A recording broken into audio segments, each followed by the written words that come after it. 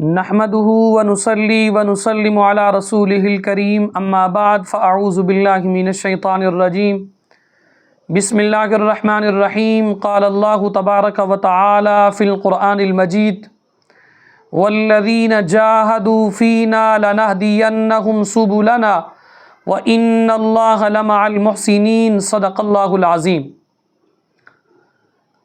عزیزان من، آج کے ہمارے درس کا عنوان ہے سلطان الطارقین برہان العاشقین۔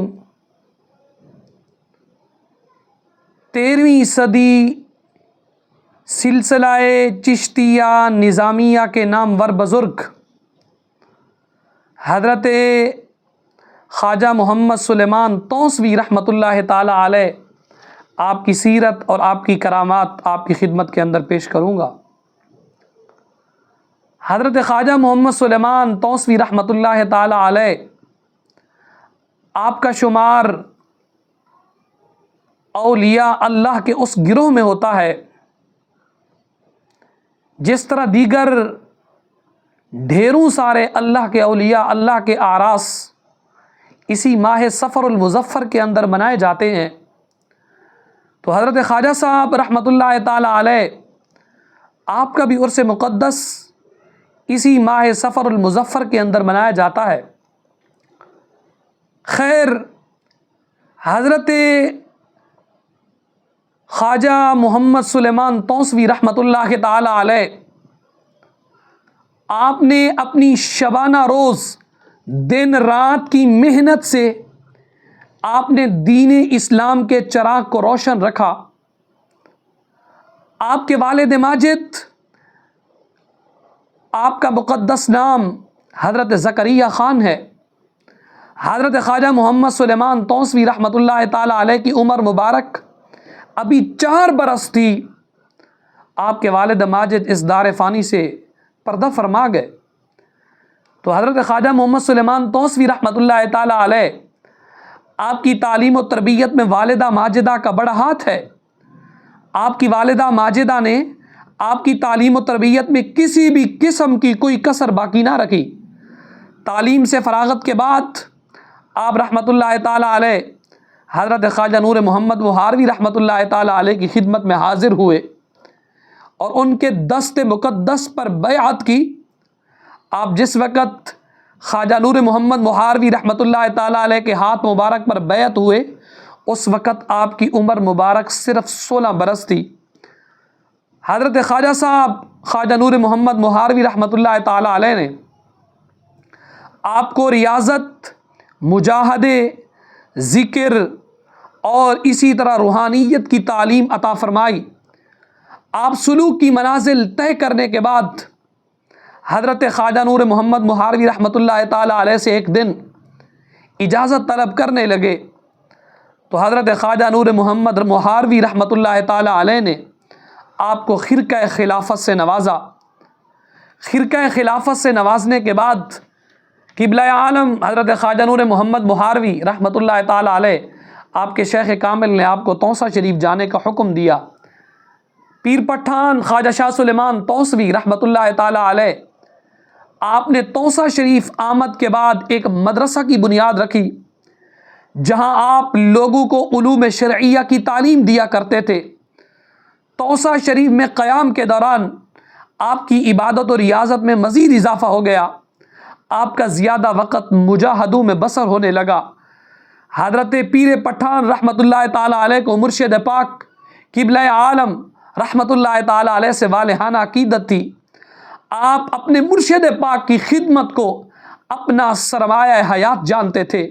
حضرت خواجہ نور محمد مہاروی رحمۃ اللہ تعالی علیہ نے توسہ شریف جانے کا حکم دیا تو آپ اپنے مرشد کی جدائی کے خیال سے رونا شروع ہو گئے، مگر مرشد نے آپ کی اعانت فرمائی، آپ توسہ شریف تشریف لے گئے۔ حضرت خواجہ صاحب رحمۃ اللہ تعالی علیہ آپ کی کرامات بے شمار ہیں۔ آپ کی کرامات میں سے ایک کرامت ذرا ملاحظہ کیجئے۔ حضرت خواجہ صاحب رحمۃ اللہ تعالی علیہ کہ معتقدین میں سے ایک معتقد سوداگر تھا. وہ سوداگر جب بھی توسہ شریف آپ رحمت اللہ تعالی علیہ کی خدمت میں حاضر ہوتا تو نذرانہ پیش کرتا تھا. آپ رحمت اللہ تعالی علیہ اس کو ڈھیروں دعاؤں سے نوازتے تھے. ایک مرتبہ سوداگر حاضر خدمت ہوا. اس وقت آپ رحمت اللہ تعالی علیہ کی خدمت میں بے شمار فتوحات آئیں. اس سوداگر کے دل میں یہ خیال پیدا ہوا کہ اس وقت آپ کی خدمت میں بے شمار فتوحات آ گئی ہیں.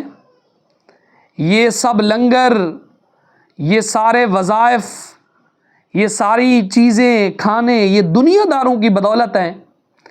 اگر یہ نذرانے پیش نہ کریں تو یہ سب کام ختم ہو جائے گا. آج بھی ہوتی ہے نا دنیا داروں کی سوچ. وہ یہ کہتے ہیں جی مسجد میں ہم دیتے ہیں نا، یہ ہماری وجہ سے نظام چل رہا ہے. مدرسے میں ہم دیتے ہیں نا، ہماری وجہ سے نظام چل رہا ہوتا ہے. اے نادان انسان، یہ تو تیری خوش نصیبی ہے، یہ تو تیری خوش بختی ہے کہ اللہ نے تیرا انتخاب فرمایا ہے. دنیا دار اور نہیں ہے، کمانے والے اور نہیں ہیں، جاگیردار اور نہیں ہیں، پیسے والے اور نہیں ہیں، انہیں تو توفیق ہی نہیں ملتی. لیکن تو کتنا خوش نصیب ہے، تیرا اوڑھنا بچھونا، تیرا مال نچھاور کرنا مسجد و مدرسہ کی دیواروں پر ہوتا ہے. خیر، اس نے نہ کہا یہ لنگر جو پکتے ہیں، یہ جو نذرانے آتے ہیں، یہ ہماری وجہ سے ہیں. اگر ہم یہ کام نہ کریں تو یہ کام ختم ہو جائے گا، لنگر بند ہو جائیں گے. آپ رحمت اللہ تعالی علیہ بذریعہ کشف اس سوداگر کی کیفیت سے آگاہ ہو گئے. آپ نے اس وقت حاضرین محفل کے سامنے سلطان المشائخ حضرت خواجہ نظام الدین اولیاء کا واقعہ بیان کیا کہ سلطان غیاث الدین کو ان کے لنگر اور خانقاہ کے انتظامی امور کے متعلق شک ہوا تو اس نے اپنے درباریوں پر پابندی لگا دی کہ اس دربار کا کوئی بھی شخص حضرت خواجہ نظام الدین اولیاء کی خدمت میں کسی قسم کا نذرانہ پیش نہ کرے. نظام الدین اولیاء کو جب اس بات کی اطلاع ملی تو انہوں نے خانقاہ کے منتظمین کو حکم دیا وہ آج سے خانقاہ اور لنگر کا انتظام دگنا کر دیں، اور خادم کو ہدایت کی کہ وہ حسب ضرورت رقم حجرہ میں موجود طاق میں سے لے لیا کرے. یعنی موجودہ اس وقت طاق بنائے جاتے تھے، الماریاں، بالا خانے ہوتے تھے، وہاں پر رقم پڑی تھی تو آپ نے فرمایا وہاں سے لے لیا کرے. پھر آپ رحمت اللہ تعالی علیہ نے اس سوداگر سے فرمایا کہ جاؤ حجرہ میں موجود میرا مصلی لے آؤ. وہ سوداگر حجرہ میں گیا. جب اس نے مصلی اٹھایا تو اس مصلی کے نیچے دولت کے انبار موجود تھے. حضرت خواجہ صاحب رحمت اللہ تعالی علیہ نے فرمایا جاؤ میرا مصلی لے کر آؤ. اور سوداگر حجرے میں جاتا ہے. جب اس نے مصلی اٹھایا تو مصلی کے نیچے دولت کے انبار ہی انبار تھے. 3 ندیاں بہ رہی تھی. ایک ندی اشرفیوں کی تھی، دوسری ندی روپوں کی تھی، روپیوں کی تھی، اور تیسری ندی جواہرات کی تھی. وہ سوداگر یہ منظر دیکھ کر گھبرا گیا اور مصلی اس کے ہاتھ سے گر گیا. جب کچھ دیر بعد اس کے اوسان بحال ہوئے تو وہ آپ کی خدمت میں حاضر ہوا اور معافی کا طلبگار ہوا. کہنے لگا حضور مجھے معاف کر دیں. حضرت خواجہ صاحب رحمت اللہ تعالی علیہ نے فرمایا اے نادان انسان، تو نے کیا سمجھا تھا کہ میں یہاں پر نذرانے دیتا ہوں تو یہ لنگر اس لیے چلتے ہیں؟ نا، آپ نے فرمایا تمہیں اللہ جو رزق دیتا ہے صرف اسی وجہ سے دیتا ہے تم راہ خدا کے اندر بناتے اور پکاتے اور کھلاتے ہو. تمہاری روزی کا دار و مدار یہی ہے کہ تم رب کے نام پر دیتے ہو، رب تمہارے رزق میں برکت عطا فرما دیتا ہے.